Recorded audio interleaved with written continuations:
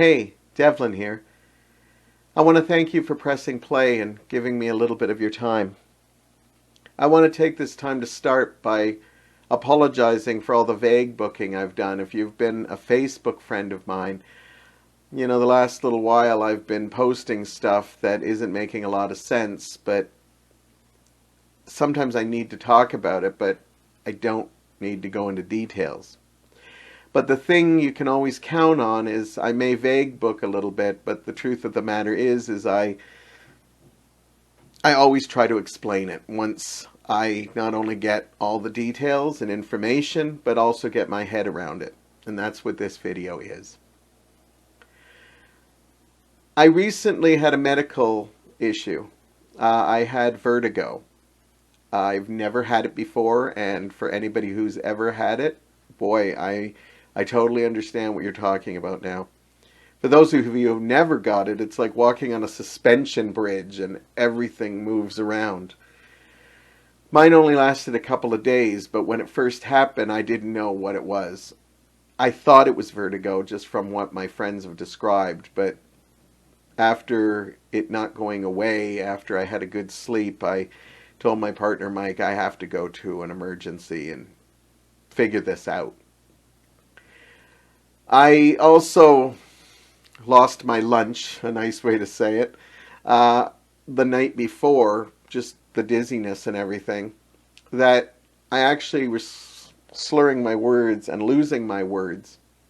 So when I got there, they did some tests for vertigo, and I didn't really respond to them. So the fact that I was talking slower because I didn't have much of a voice from throwing up, they thought because of my age, they had to check to see if it was a stroke. They brought me to the hospital and got me in immediately to get a CAT scan. I was cleared of having a stroke and told it was just vertigo and get a little over-the-counter Gravol and that would be it. But then minutes later, they came back to tell me that in the CAT scan, they found something else. They called it a growth. So they booked me a second appointment, and that is when they mentioned the word brain tumor. It was found accidentally. In fact, I'm kind of happy that the doctor I had wasn't sure about my just giving me Gravol for vertigo and that's it. Because even though this has been a very stressful month and a little bit, I'm glad that I got to deal with this. So, of course, your mind goes kind of nuts when you hear the word brain tumor.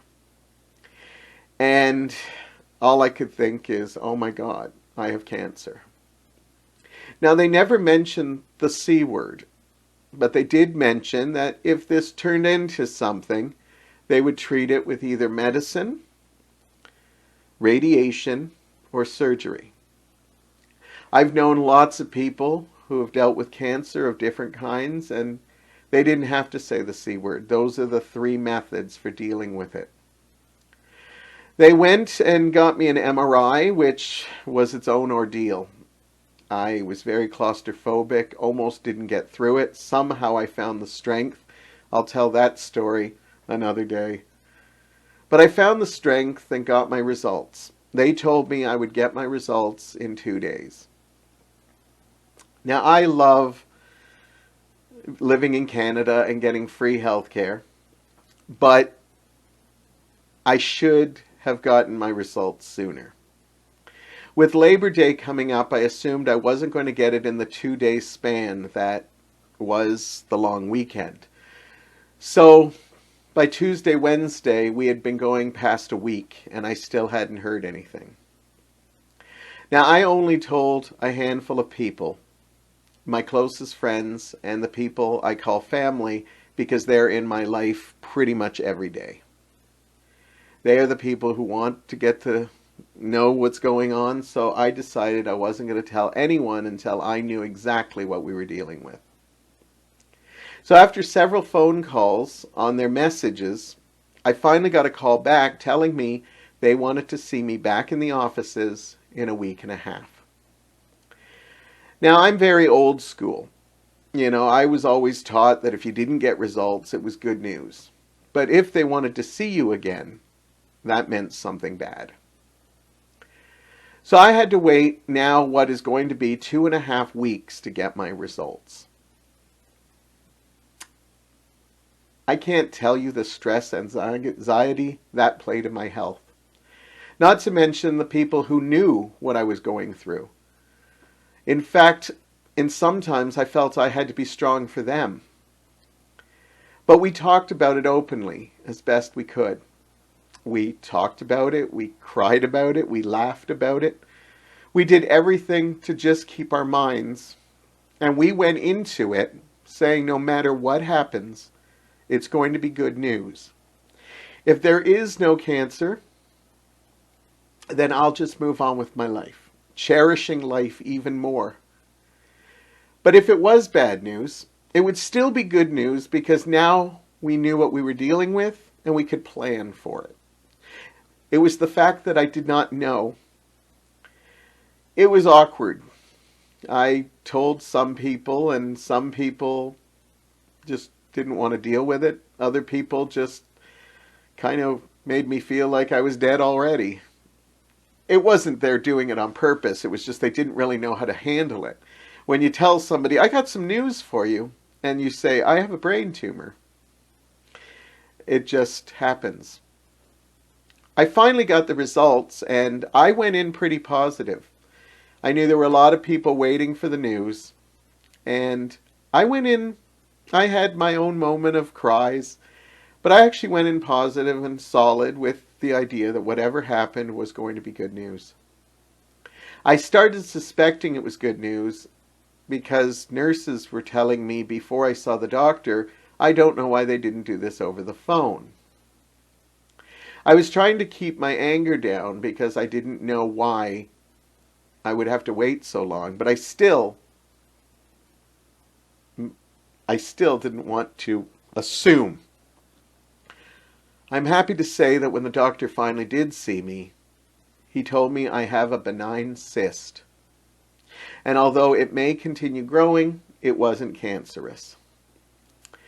So yes, I had 20 days before I found out these results, but of course I was very happy. When I eventually told Mike, he broke down in my arms and just cried. He was happy we were done with it, or at least for now. I do still have to go for 6 months from now. I have to go for another MRI to see if the cyst is growing. But that is just because if it grows too much, I will have to do something about it. But it's not cancerous. I'm also going to see a hormones specialist regularly now because the tumor is on my pituitary gland. I hope I said that right. I've been saying it wrong all through this journey. But that's basically where my hormones are, which for anyone who knows me knows I'm already sensitive and cry at anything. I cry at happy things, sad things, stressful things. But this might be causing it to be doing it even more so. Everybody was relieved when I told them, and I told some other people after I found out the results, my blood family, and told them the reason I didn't tell too many people was because I wanted to know exactly what we were dealing with. Of course, just saying the word brain tumor just shocked people. Mike and I and my closest friends and everybody that I'm sharing it with now, and even you who press play, I've decided that for the next 6 months I'm not going to sit and worry. They've told me it's benign, and even though this journey has a lot more chapters to it that I'm not going to go into, but it was a comedy of errors. As I said, I love Canada's healthcare system, but sometimes there can be issues. But I'm thankful because all the doctors, nurses, and technicians that helped me through this were amazing. Maybe the system and the protocol are what needs to be looked into a bit more. But for the next 6 months, I'm going to live my life. I've jumped into Mondo nostalgia. I'm going to continue to do that. I'm going to jump into everything in my life, especially my friendships, my relationships, and my love affairs. I won't worry about it until we get closer to that day. And then I might worry about it a little bit. But for now, I'm going to live like, well, in some ways, like I was told I was dying. I don't want to get too deep, but technically, from the first day we're born, we're already dying. And we should actually treat every day like we're dying, because then we don't take things for granted. We appreciate the things we have and don't always worry about what we don't have. You can still strive to get those things, but look back and see the stuff you've already, the successes in your life, the people that are there, the people that stayed.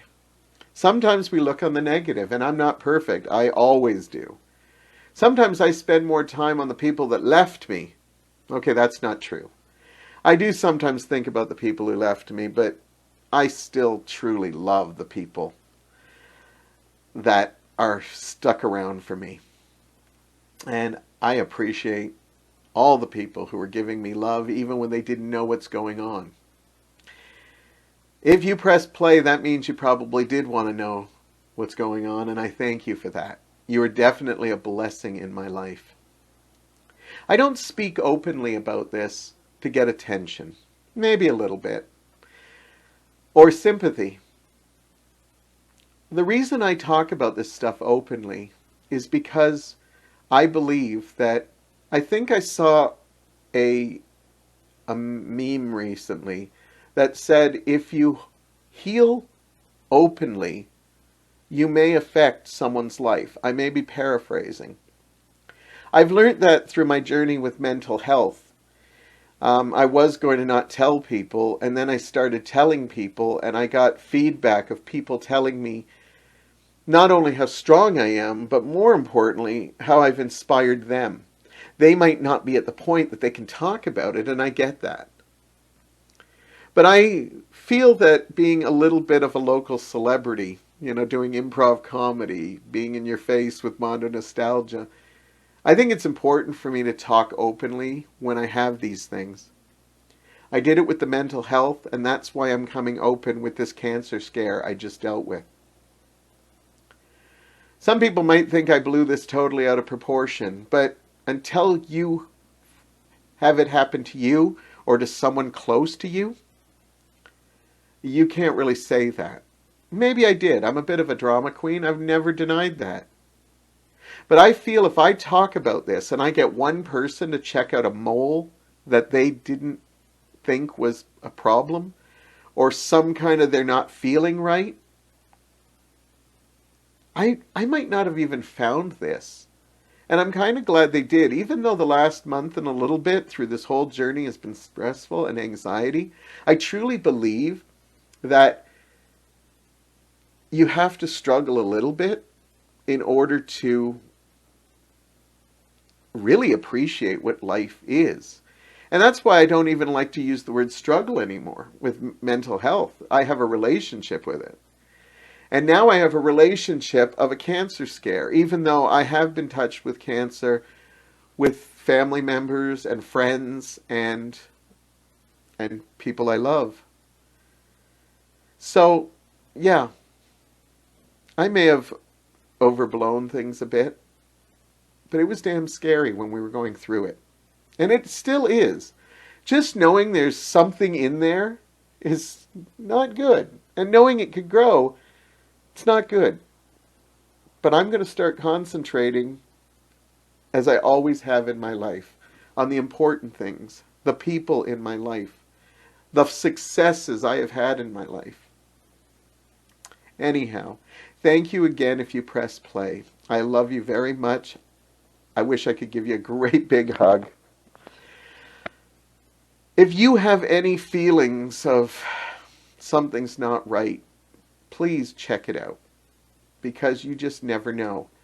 Yes, the journey could be scary, but what could be scarier is what happens if you don't take care of it. Thank you for tuning in, and I appreciate you being there for me and all your support.